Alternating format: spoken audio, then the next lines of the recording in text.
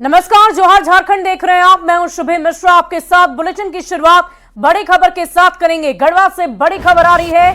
तालाब में डूबने से 4 किशोरी की मौत हो गई। स्नान करने के दौरान यह हादसा हुआ है। सभी की उम्र 12 से 18 वर्ष के बीच बताई जा रही है।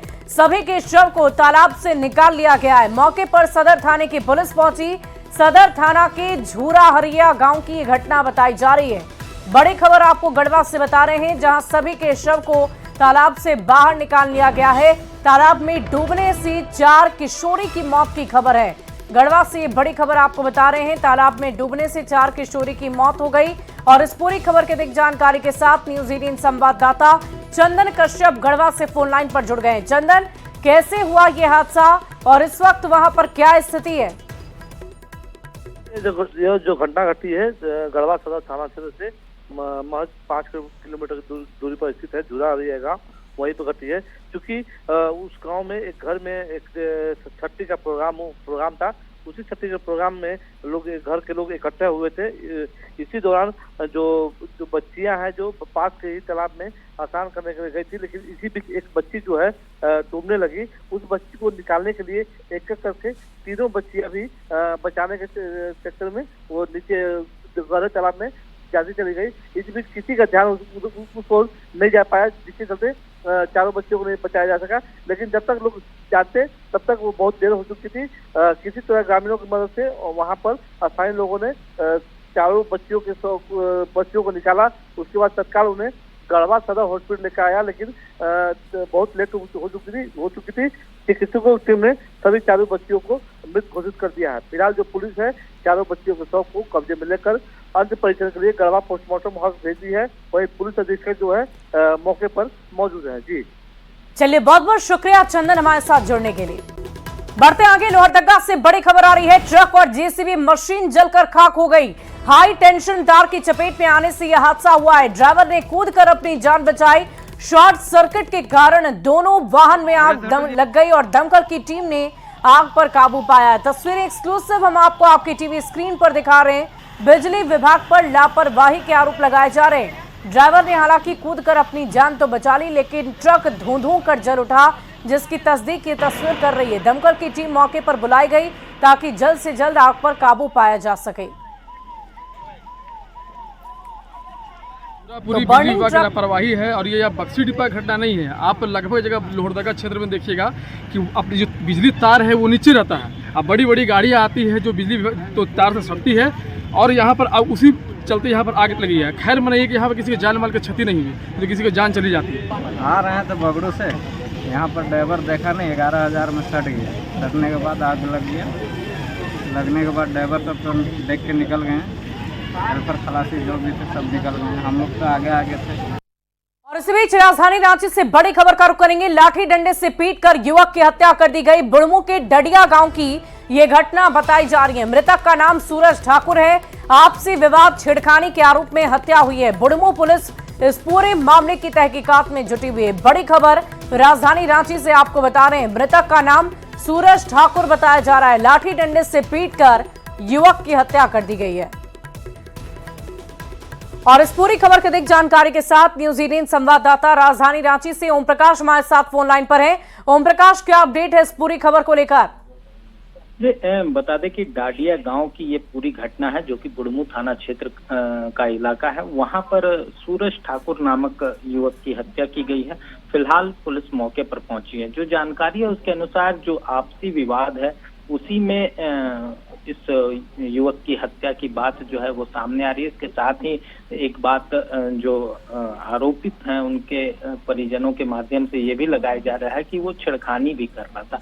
तो पूरे मामले को पुलिस फिलहाल जांच कर रही है कि आखिर किन वजहों से हत्या हुई है। और जो आरोपी हैं इसमें एक महिला भी शामिल है और पुरुष भी शामिल है। उन लोगों की गिरफ्तारी का प्रयास जो है पुलिस के द्वारा किया जा रहा है। फिलहाल पुलिस तमाम लोगों से जानकारियां भी जुटा रही है कि आखिर क्या कुछ वजह थी और किस विवाद को, क्योंकि जमीन विवाद का भी मैटर जो है वो सामने आ रहा है। दूसरी तरफ छेड़खानी का भी जो मुद्दा है वो भी मौजूद है। तो ऐसे में पुलिस तमाम पहलुओं पर जांच कर रही है। जी चलिए, बहुत बहुत शुक्रिया ओम प्रकाश हमारे साथ जुड़ने के लिए। गुमला से बड़ी खबर आ रही है। बाइक पर पिकअप पलटी और छात्र की मौत हो गई। NH 23 पर कुसुमबाहा के पास ये घटना हुई है। छात्र की मौत हो गई, पिता की हालत गंभीर है। पिकअप वैन का चक्का ब्लास्ट हो गया था। 30 मिनट तक पिकअप में दबा रहा छात्र। नाराज लोगों ने सड़क जाम कर जबरदस्त विरोध जताया है। ग्रामीणों ने मृतक के परिजनों को 10 लाख रुपए मुआवजा और एक परिजन को सरकारी नौकरी देने की मांग की है। मौके पर पहुंची सीओ और थाना प्रभारी ने तत्काल प्रभाव से 10,000 के मुआवजा और लोगों को समझा बुझाकर जाम को हटवाया है।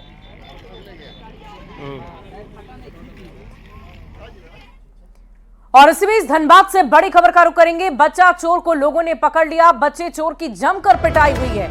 बच्चा चोरी की फिराक में था चोर। पुलिस ने भीड़ से चोर को बचाया। पुलिस ने युवक को हिरासत में लिया। सदर थाना क्षेत्र का ये पूरा मामला बताया जा रहा है। बड़ी खबर धनबाद से आपको बता रहे हैं।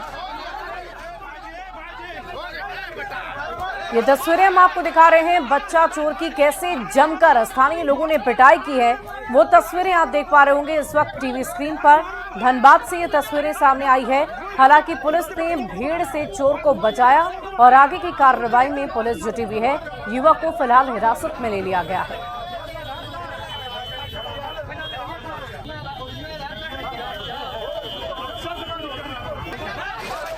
तो बच्चा चोर की जमकर पिटाई हुई है, जिसकी तस्वीरें हम आपको आपकी टीवी स्क्रीन पर दिखा रहे हैं। बच्चा चोरी के फिराक में ये चोर था, लेकिन उससे पहले ही स्थानीय लोगों ने इसे धर दबोचा, जमकर इसकी पिटाई की। हालांकि इस पूरी घटना के तहत ही पुलिस वहां पर पहुंची और जल्द से जल्द चोर को वहां से लेकर गई और अपने हिरासत में ले लिया। ये तस्वीरें हम आपको धनबाद से दिखा रहे हैं, जो सदर थाना क्षेत्र का मामला बताया जा रहा है। कैसे बच्चा चोर को लोगों ने जमकर पीटा है, उसकी तस्वीरें आपने देखी। इसे बाहर ही खड़ा था, उसके पीछे पीछे ये लड़का है, तो सब उसकी दादी बैठी है पीछे, उनको लगा नॉर्मल बात है, कोई होगा।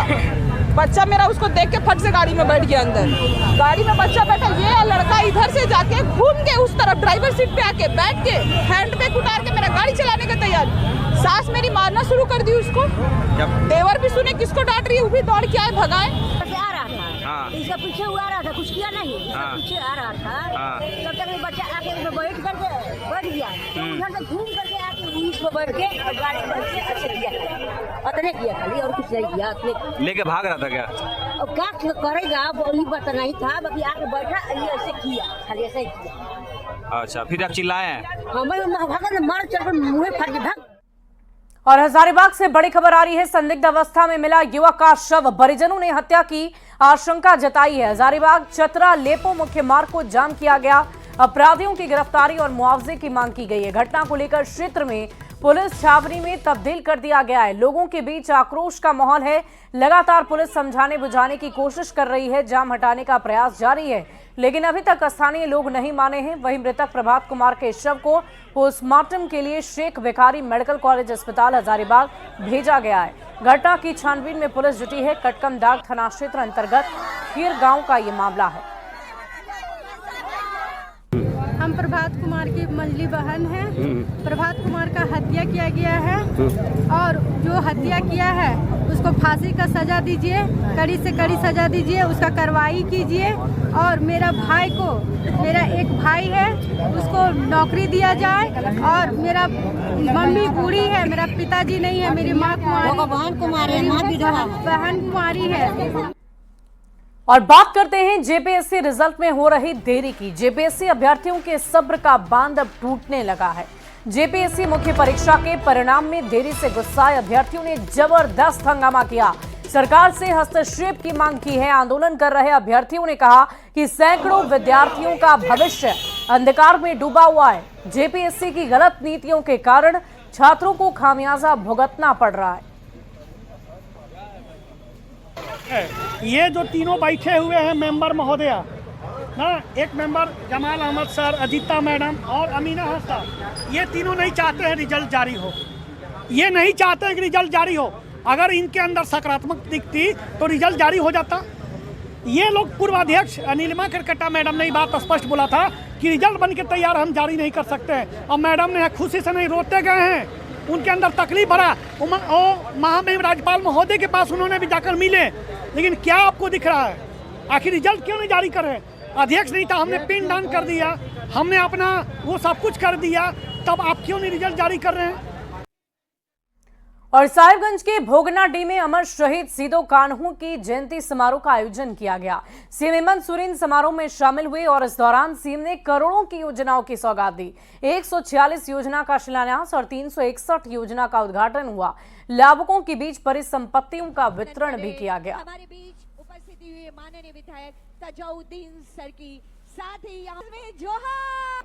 ये झारखंड, युवा झारखंड, 25 वर्ष का इस झारखंड को हम लोगों ने इसकी नींव इतनी मजबूत कर दी कि अब यह झारखंड चलेगा नहीं, दौड़ेगा और इस देश के अग्रणी राज्य के पैदान में अपनी जगह बनाएगा।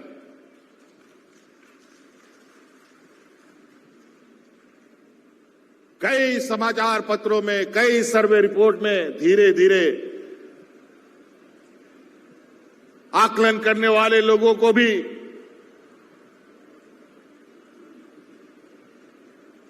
ये आश्चर्य हो रहा है कि झारखंड में क्या हो रहा है। ग्रामीण अर्थव्यवस्था से लेकर पूरे राज्य की अर्थव्यवस्था को निरंतर बल मिल रहा है और आने वाला समय में ये और इसको गति मिलेगी। और इधर ताला मरांडी ने बीजेपी से इस्तीफा देकर जेएमएम का दामन थाम लिया है। ताला मरांडी के इस्तीफे पर बीजेपी नेता अमर बावरे ने कहा कि बीजेपी एक समुद्र है। कुछ लोग स्वार्थ सिद्धि के लिए यहां आते हैं, लेकिन जब उनकी विचारधारा अलग हो जाती है तो वो पार्टी छोड़कर चले जाते हैं। पाकुड़ जिला के जिला अध्यक्ष जी सदस्यता रसीद दे। और इस महासमुद्र में विचारों के साथ लोग आते हैं। कुछ लोग विचारों के साथ आते हैं, कुछ लोग अपने स्वार्थ सिद्धि के लिए आते हैं। जिनका स्वार्थ सिद्धि नहीं हो पाता है वो रास्ते से छोड़ के चले जाते हैं, और जो उद्देश्यों के साथ, विचारों के साथ, राष्ट्रवादी भावनाओं के साथ भारतीय जनता पार्टी में जुड़ते हैं, जो समझते हैं कि राजनीति जो है और सत्ता जो है हमारे लिए साध्य नहीं, हमारा साधन मात्र है गरीब कल्याण का, वो भारतीय जनता पार्टी के साथ रहते हैं। बाकी लोग अपने रास्ते अलग ढूंढते हैं। वीर सीदो कान्हू जयंती के मौके पर चंपाई सोरेन ने अपने गांव में जहरे स्थान में सपरिवार माथा टेका और आदिवासी अस्मिता एवं अस्तित्व की लड़ाई को आगे बढ़ाने का संकल्प दोहराया। इस मौके पर चंपाई सोरेन ने पौधारोपण भी किया है। तस्वीरें हम आपको दिखा रहे हैं। चंपाई सोरेन की ये तस्वीरें आप पौधारोपण करते हुए उन्हें देख पा रहे होंगे और उन्होंने वहां जाकर मत्था टेका अपनी भूमि पर और वहां पर उन्होंने लोगों से भी अपील की है कि वो पौधारोपण जरूर करें। आदिवासी अस्मिता की लड़ाई है और इसी की चर्चा चंपाई सोरेन की तरफ से की गई।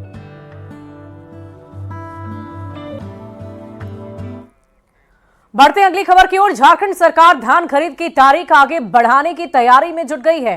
खाद्य आपूर्ति मंत्री इरफान अंसारी का बड़ा बयान सामने आ गया है। उन्होंने कहा कि धान खरीद के आंकड़े कम जरूर हैं, पर विभाग संवेदनशील है। अगर किसानों के लिए जरूरत पड़ी तो तारीख बढ़ाई जा सकती है। उन्होंने कहा कि बीजेपी की सरकार में तो जून जुलाई के महीने तक वो धान की खरीद होती थी, लेकिन उनकी सरकार ने प्रयास किया था कि 15 अप्रैल तक लक्ष्य पूरा कर लिया जाए। उन्होंने दोहराया कि सरकार किसानों को बिचौलियों के पास नहीं जाने देंगी।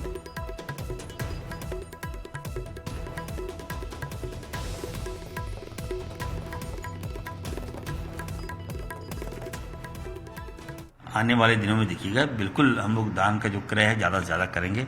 परसेंटेज थोड़ा कम है लेकिन ठीक ठाक कर लेंगे। अभी है हमारे पास समय, जब भाजपा की सरकार में जुलाई तक पेमेंट होता था। आप लोग तो कभी पूछे नहीं, अभी क्या अप्रैल है मेरे पास। सदन में बात आया था, हम लोगों ने 15 अप्रैल तक समय लिया था। थोड़ा और समय लेंगे हम, लेकिन निश्चित तौर पर धान क्रय होगा। किसान का जो धान है उसको हम लोग एकदम ब्याज के साथ पैसा देंगे। और बाबा साहेब डॉक्टर अंबेडकर की जयंती धूमधाम से मनाई जाएगी। बीजेपी बाबा साहेब अंबेडकर की जयंती के जरिए देश के दलित वोटरों को जोड़ने में जुट गई है। बीजेपी ने इस बार 14 अप्रैल को अंबेडकर जयंती को बड़े स्तर पर मनाने की तैयारी की है। वैसे तो बीजेपी हर साल जयंती पर कार्यक्रम करती है, पर इस बार बीजेपी का फोकस दलित वोटर्स पर है जो अब तक बीजेपी से दूर हैं। तो जेएमएम और कांग्रेस ने भी खास तैयारी कर रखी है। बाबा साहब अम्बेडकर का के लिए मानव श्रृंखला बनाए या अनशन पर बैठे, जीते भी तो इन कांग्रेसियों ने उनका हमेशा बेइज्जत ही करने का काम किया। अंबेडकर जी का स्थान बहुत ही ऊंचा है। संविधान के निर्माता, आधुनिक भारत के निर्माता, दलितों के अधिकारों के पैरोकार, आज जो निचला तबका है, आज जो भी उत्थान हो पाया है, मैं समझता हूँ अंबेडकर जी की देन है। और हमारी पार्टी अंबेडकर जी के रास्ते पर चलती है।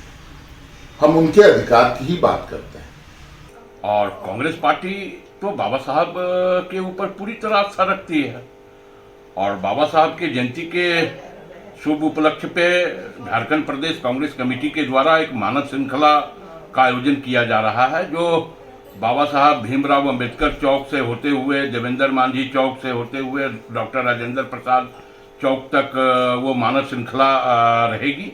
और हर व्यक्ति जो मानव श्रृंखला में सहभागी बनेंगे, एक दूसरे के हाथों में संविधान की प्रति देने का काम करेंगे।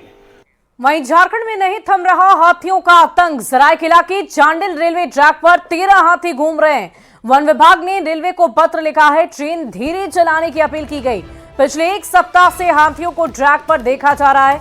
वन विभाग की टीम मौके पर पहुंची, हाथियों के झुंड को भगाने की कोशिश लगातार जारी है।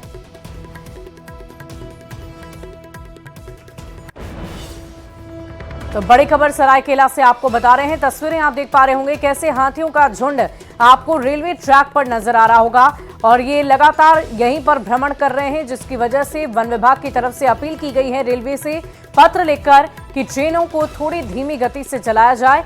लेकिन लगातार ये कोशिश जारी है कि किसी भी तरीके से इन हाथियों को वापस वन में भेजा जा सके। तो ये तस्वीरें आप रेलवे ट्रैक पे देख पा रहे हैं, जहां पर एक नहीं दो नहीं कुल मिलाकर 13 हाथियों का ये झुंड है जो लगातार रेलवे ट्रैक पर ही भ्रमण करता हुआ नजर आ रहा है। और भूगर्भीय जल को लेकर रांची डेंजर जोन की तरफ बढ़ रहा है और जिले के जल स्रोतों, नदियों और तालाबों के आसपास अतिक्रमण के हालात ने स्थिति को भयावह बना दिया है। राजधानी के बीचों बीच से गुजरने वाली हरमू और स्वर्ण रेखा नदी अब इतिहास बनती जा रही है। इन नदियों के चारों तरफ अतिक्रमण और गंदगी ने भूगर्भीय जल और रिचार्ज सिस्टम को बुरी तरह से प्रभावित कर दिया है। झारखंड हाईकोर्ट संज्ञान लेने और सख्ती के बाद हरमू नदी में निगम की ओर से जो सफाई अभियान चल रहा है, उसमें सफाई करने वाले कर्मियों के जिंदगी के साथ खिलवाड़ नजर आ रहा है। नारकीय स्थिति हो चुकी है। हरमू नदी की सफाई करने वाले कर्मियों को किट नहीं दिए गए हैं। ऐसे में वो नंगे पांव या फिर चप्पल पहनकर ही अपनी ड्यूटी को निभा रहे हैं। सरकार और नगर निगम को बोला है कि फिर आप ही बताइए कि आखिर तालाब की सफाई होगी किस तरह से। सिर्फ एक दूसरे पर डालना या डिपार्टमेंट टू डिपार्टमेंट इधर उधर ट्रांसफ़र करना, this is not the solution. और हाल में हमने हरमू नदी का भी बात उठाया था, जिसमें कि आप देख सकते हैं, अगर आप हरमू नदी के ऊपर जो पुल है उस पर भी आप क्रॉस करेंगे अगर, तो आपको वहीं से दिख जाएगा मुक्तिधाम के पास कि दुनिया भर का जो प्लास्टिक है, कूड़ा है, घरों से निकला हुआ कूड़ा है, इंडस्ट्रियल वेस्ट है, ये सब वहाँ पे जमा हो रखा है। राजधानी रांची के तमाम जल स्रोतों, नदियों, तालाबों के अतिक्रमण और साफ सफाई को लेकर झारखंड हाईकोर्ट बेहद गंभीर है और कोर्ट में इस मामले में लगातार सुनवाई दर सुनवाई भी चल रही है। हम इस समय राजधानी रांची के हरमू नदी के पास हैं। ये नदी जो है शहर के बीचों बीच से गुजरती है। हम हरमू नदी के इतिहास को जब भी जानने की कोशिश करते हैं तो ये नदी का जो गौरवान्वित इतिहास रहा है, उसका एक बड़ा क्षेत्र होता था। शहर के बीचों बीच ये नदी गुजरती थी, लेकिन आज ये नदी नाले में तब्दील हो गई है और इसकी एक बड़ी वजह है कि नदी के आस पास के इलाकों में अतिक्रमण, काफ़ी ज़्यादा अतिक्रमण हुआ है और साफ़ सफाई देख सकते हैं कि आज ये नदी नाले में तब्दील नज़र आ रही है। मतलब कि सुंदरता के नाम पर जब आप नदियों को छेड़ेंगे तो नदियां आपको, उसका जो वजूद है वो ख़त्म होता नज़र आएगा। हमारे साथ यहाँ पर एक सामाजिक कार्यकर्ता है जो शुरू से ही पर्यावरण को लेकर काफ़ी सजग रहे हैं। कीर्तिमान, जिस तरीके से हाईकोर्ट लगातार सुनवाई कर रहा है इस मामले में और जिस तरीके से आप हरमू नदी को देखते हैं, बगल में बड़ा तालाब है, तमाम जो हालत है उनकी बहुत ही ज़्यादा। जी, सच में स्थिति तो बहुत गंभीर है, बहुत ही बुरा स्थिति है। हमारे रांची में ही अगर देख लीजिए तो जैसा अभी जनसंख्या बढ़ रहा है राजधानी होने के नाते, और जगह तो सीमित है, और बहुत सारे बिल्डिंग अपार्टमेंट्स ये सब बन रहे हैं। सभी को पानी का ज़रूरत है, जल का ज़रूरत है। और जो हमारे जल स्रोत हैं जैसे कि हरमू नदी हो गया या बड़ा तालाब ही देख लीजिए, जो कि ज़मीन को चार्ज करती है। और ऐसा स्थिति है कि अब ज़मीन का जो आपका वाटर लेवल भी है बहुत नीचे जा चुका है। इसको बचाने के लिए हम लोगों को जितना भी जल स्रोत हैं, जितने भी रिसोर्सेज हैं पानी के, उनको बचाना बहुत ही आवश्यक है। और राजधानी रांची चूँकि पहाड़ी इलाका है तो ऐसे में जो नदियां होती हैं उनमें बहाव भी बरसात के दिनों में ही होता है। तो ऐसे समय में आप समझ जाइए कि जो बरसाती नदियां हैं, चूँकि सब नदी बरसात में ही अपने प्रवाह में आती हैं, तो ऐसे समय में आप देख लीजिए कि अगर नदियों का ये हाल होगा तो वास्तव में आने वाले 40 से 50 सालों की बात करें तो राजधानी रांची बूंद बूंद के लिए तरसेगी। ऐसे में ज़रूरत इस बात को लेकर है कि नदियों को अतिक्रमण मुक्त बनाया जाए और साफ सफाई वहाँ सुनिश्चित की जाए। संजय कुमार सिन्हा, न्यूज़ 18 रांची। और फिलहाल इस बुलेटिन में अभी के लिए बस इतना ही। आप बने रहे न्यूज़ 18 बिहार झारखंड के साथ।